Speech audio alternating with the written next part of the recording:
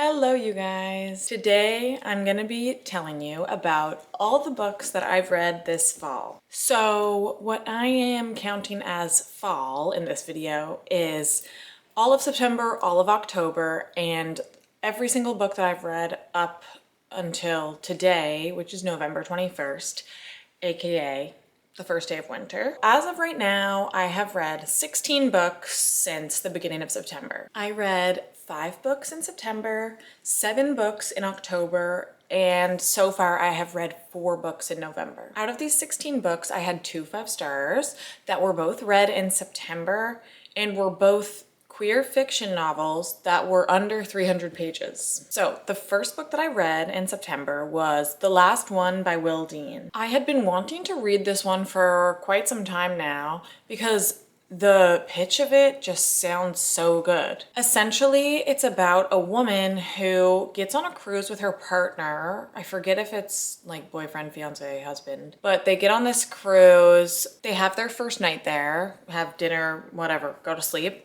She wakes up and he's not there. She's like, weird.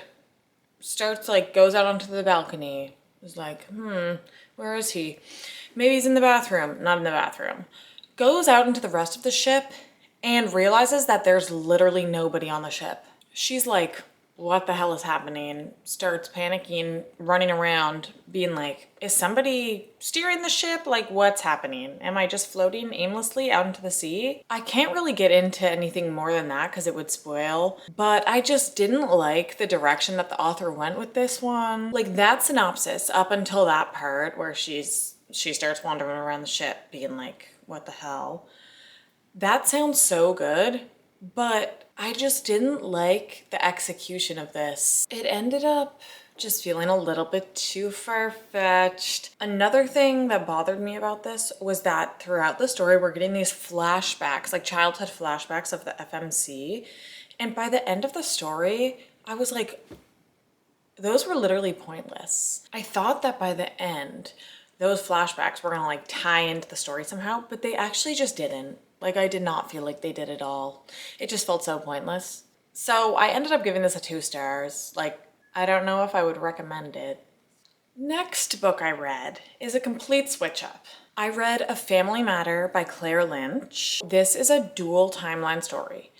We start off in 1982 and we're following this woman named Dawn who has a husband and a kid, and then she meets this woman at her knitting or sewing club, something like that, and she changes her life forever. Then in 2022, we're following a man named Heron, and he gets this health diagnosis and we're watching him struggle to tell his daughter Maggie about it. These 2 timelines, of course, they end up coming together by the end of the story. We watch Dawn grappling with these feelings that she's having for another woman and trying to figure out what to do, aka about her husband and child. And then in the other timeline, we're watching Heron struggling to have a conversation with his daughter about this health diagnosis that he got. Heron has also struggled with other secrets that he has kept from his daughter for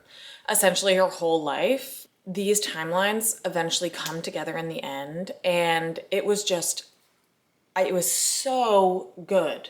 I don't want to say too much because I don't want to spoil anything. Like, I went into this kind of blind. I just read the synopsis. That's all I knew going into it. And I knew that there was going to be some queer representation in it as well. I think that gives a good little taste of what the story is. I listened to this on Spotify. It's a short audiobook. It's less than 5 hours. And I flew through it. I listened to it in one day and it destroyed me. This was 5 stars. It was so beautifully written and devastating, and I love emotional books like that. This is from the end of the synopsis, and I think that it's such a good description. A Family Matter is an exploration of love and loss, intimacy and injustice, custody and care, and whether it is possible to heal from the wounds of the past in the changed world of today.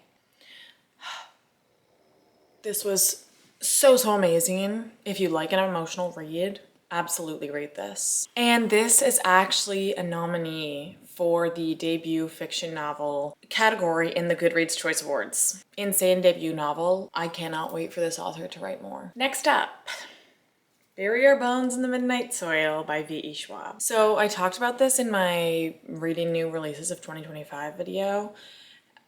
So there are more in-depth thoughts there, and I talk more like as I'm reading through the book, but this ended up being a disappointment for me. I thought I was really gonna like it because lesbian vampire, like, obviously. But I ended up giving this, like, honestly, I think I rated it 3.5 on Goodreads, and I actually kind of think like 3 stars maybe. I don't even think it was 3.5. I feel like the whole vampire story thing, like when it's done like how it was in this, I feel like it's not for me. I like the multiple timeline aspect of this, but there's one timeline and it's like the classic vampire storyline where it's like someone gets turned into a vampire and then we watch them for like hundreds and hundreds of years going along and like making a little vampire family and then like slowly like losing touch with reality and having no regard for human life basically. I just found the ending really underwhelming and I wanted more from it. Also, like people are saying lesbian vampires, which like yes, but there's honestly like not that much lesbianism in it. Like, there could have been more. I would have liked that. So, 3 or 3.5. Next book was A Language of Limbs by Dylan Hardcastle. This is the other queer fiction novel. Again, we're starting before the year 2000. 1972, this one starts. And this is actually also dual timeline.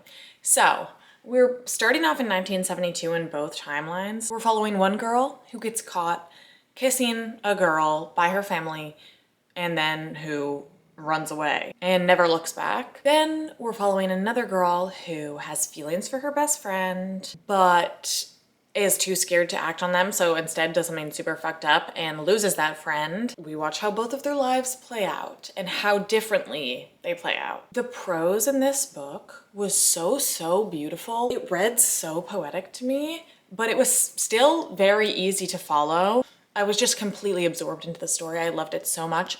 I loved our characters. This was just such an emotional read again.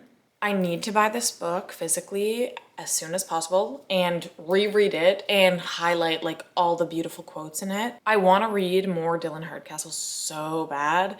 They write so beautifully. If anybody has any recommendations, please let me know. I don't think I even said this was 5 stars, obviously. Last book I read in September was Finders Keepers by Stephen King. This is book number 2 in the Bill Hodges trilogy. So I've read Mr. Mercedes the other month, and this is the follow-up. We are following the same characters. There's another case that they get involved with to try and sort out. I love Stephen King's writing, and I love so many of these characters, so I did like this book, but I didn't like it as much as Mr. Mercedes. I ended up giving this a 4 stars. Now into October. The first book I read in October was Every Step She Takes by Alison Cochrane. This was in my queer arcs video. In this, we're following a girl named Sadie who ends up taking her sister's place to go on this hiking excursion in Spain because her sister's injured. When Sadie gets on the plane, she drunkenly confesses to her seatmate that she thinks that she's a lesbian when they hit turbulence because she thinks they're gonna die. And then they don't die and the plane lands safely.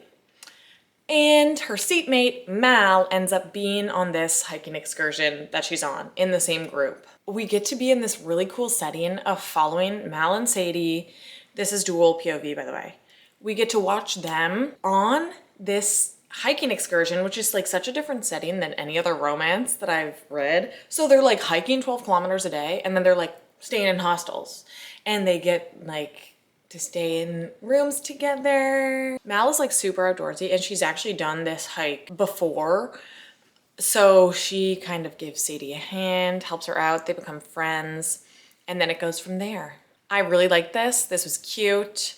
There wasn't like a crazy third act breakup. They both felt like relatively mature, I feel like. I'm pretty sure they're both like in their 30s in this. That's something that like gets on my nerves in romance books sometimes. Like sometimes the characters act so immature and they're supposed to be like in their late 20s or 30s. I'm like, what are we doing?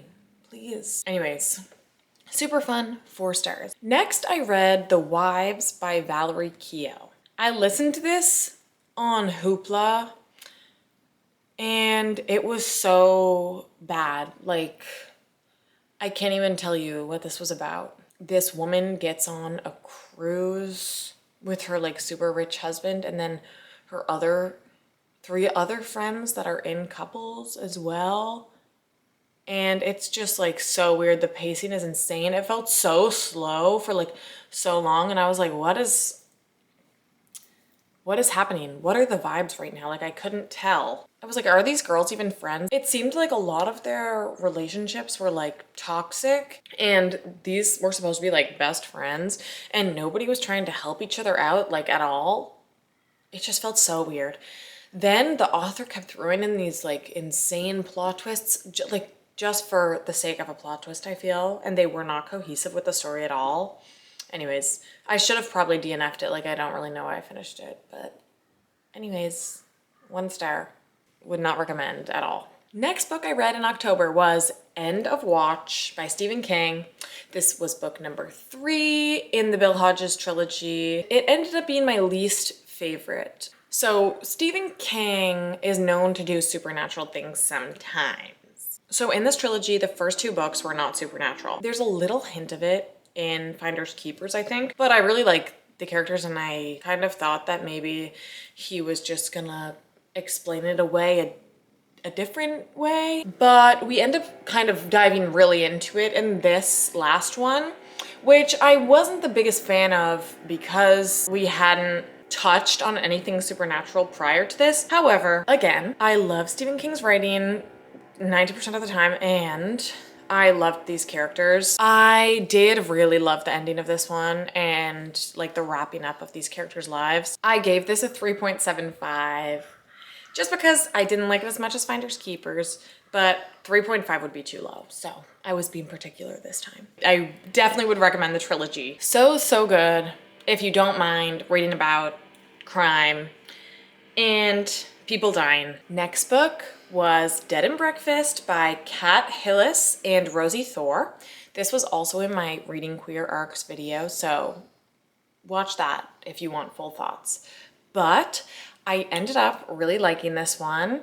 It's a cozy mystery set in this little town, and these 2 vampires own a bed and breakfast. Sal and Arthur, little gay couple. Then the mayor ends up dead in their yard and they look guilty. So we're following them, trying to solve it so that they don't get put away or like banished. This was really fun. And I read it in October, so it was even more fun. It was a little bit too unserious for me. I would have liked it to be a little bit lighter on the like corny jokes aspect, but still a fun time. And also I love the art style on the cover, like so cute.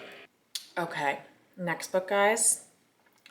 I tried another Frida McFadden. So up until this point, I had read 2 other Frida McFaddens, The Boyfriend and The Coworker. Didn't like either of those very much. I found her stories like cringy and predictable, but I'm still trying with her because people love her so much. And I'm like, there's gotta be something for me.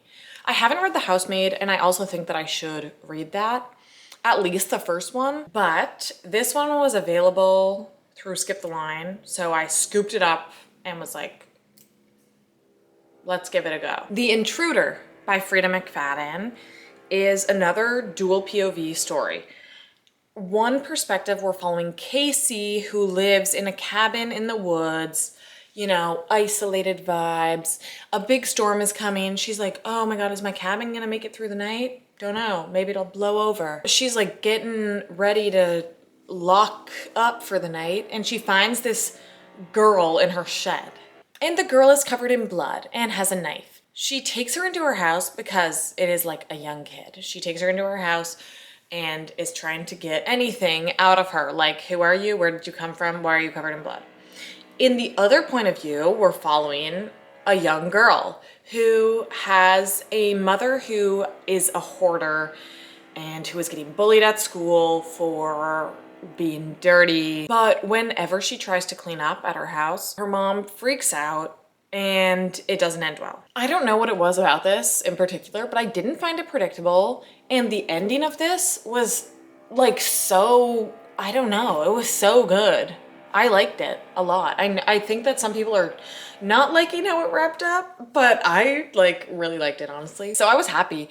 I think I rated this 3.5 on Goodreads, but honestly, this might just be 4 stars. Like, I had fun. It was over and I was like, oh shit. After this one, I read Black Flame by Gretchen Felker Martin. First of all, this cover, like, terrifying and beautiful. So cool. So as I was reading this book, it was reminding me of The Substance, but instead of the main character like wanting to stay young, our main character wanted to stay straight and was doing anything to not be gay. The descriptions of some of the like horrific events that the main character experiences in this were crazy. It was so beautifully descriptive in that way. And as I was reading it, I was like, this, you could turn this into such a cool, gory movie. I could just picture it so well in my head. Like, this author was so good at describing horrific things. There was something about the narration of this though that wasn't working for me. I felt like I couldn't really follow the location and time jumps. Like, it wasn't like multiple scenes throughout a day. It would be like one day and then we would switch scenes and it would be like a few days later or like a few weeks later.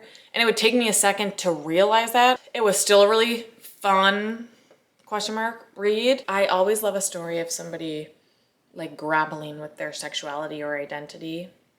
I love it. I love hearing about the fucked up stuff that's going on in their brain. I ended up giving it 3 stars. Last book of October, A Dowry of Blood by S.T. Gibson. This was another vampire book. And after reading this one, if I'm going to read any more vampire books in the near future, I need to know what kind of a storyline we're going to be following. This was the classic storyline of we watch a vampire slowly collecting other little vampires in his or her family. We watch them grow older. We watch the original vampire slowly go crazy and get super out of touch with reality. And the whole thing kind of crashes and burns. It just felt kind of boring to me, honestly, which is so disappointing because people are like so obsessed with this book, I feel like. And I thought I would be too because I heard like it's a little bit gay. So I was like, perfect. Honestly, not gay enough for me and pretty underwhelming. All the characters ended up feeling pretty one-dimensional to me and I just didn't really care about any of them that much because I didn't agree with basically any of their decisions. So I ended up giving this 2.5 stars. Now into November. My first book was A Killing Cold by Kate Alice Marshall. In this, we're following Theodora, who has a super hot, rich boyfriend named Connor, and he says that he wants to take her to this winter retreat in the mountains that's owned by his super wealthy family. Theodora starts getting texts saying to stay away from Connor, he's bad news. And then once she gets to the retreat, she starts feeling like she's being followed around and watched. As she begins to explore the retreat, trying to find answers, she ends up in an abandoned cabin and finds a photo of herself as a child in it. She has no recollection of ever being there up to this point, but then memories start to resurface and she doesn't know who she can trust and blah, blah, blah. That whole like thriller shtick. I found this pretty forgettable overall. Like there were a lot of overdone thriller aspects in it. I ended up giving this 2 stars. Wouldn't really recommend it. I just feel like there are better thrillers out there. The next book that I finished in November was Next Time Will Be Our Turn by Jessie Q. Sutanto. This book was also in my Reading Queer Arcs video, so if you want full thoughts, go there. This one also ended up being a disappointment for me, unfortunately. I thought this was gonna give like the emotional self-discovery kind of read that I really like, but this ended up just feeling pretty YA to me overall, and it's marketed as adult. I also felt like I couldn't truly root for the relationship here because we didn't really see them together that much. Like, we saw them as friends, hanging out and stuff, and it was like, oh, I can be so comfortable around her. I just felt like our main character's love interest was kind of one-dimensional. I kind of just felt like I don't really like need you to be with her. In this book, we're following Izzy, who is a teenager whose family always throws a Chinese New Year party. She is at this party and her grandmother walks in with a woman on her arm and kisses her. Then from there, we see Izzy's grandmother, Magnolia, explaining to Izzy how she got to this point where she's like basically just coming out as queer in her like 70s or 80s. It's a really cute concept. It just didn't work for me this time. I ended up giving this one a 2.5 stars. The next book that I read was The Outsider by Stephen King. This was the next book for me to read in Holly's storyline. So in the Bill Hodges trilogy, we are introduced to a character named Holly Gibney. And then Stephen King, after that trilogy, has continued to write stories featuring Holly. So this was the next one. This was a really long book. I listened to it on Libby. It was 19 hours long, way too long in my opinion. It was so dragged out. I love how Stephen King switches up perspectives, especially in a story like this where a crime has been committed and we're seeing how the community is affected by it. He switches up so we can like briefly get a side character's perspective. I just find that really immersive. This one did have a supernatural aspect to it. That's all I'll say about it. I do think though that you definitely do have to read the Bill Hodges trilogy before you read this, or stuff just won't make sense. Wasn't huge on it, but still a good read. 3.5 stars. And the final book that I read in November was Moon of the Crusted Snow by Wapgiji Grice. We are following a northern Anishinaabe community who ends up losing all of their power. Of course, people start panicking. They think that they're gonna start running out of food because the next truck that's bringing food is not supposed to come until next week. And as time goes on, it kind of starts looking like, okay, that truck's never coming. So this is basically an apocalyptic type story.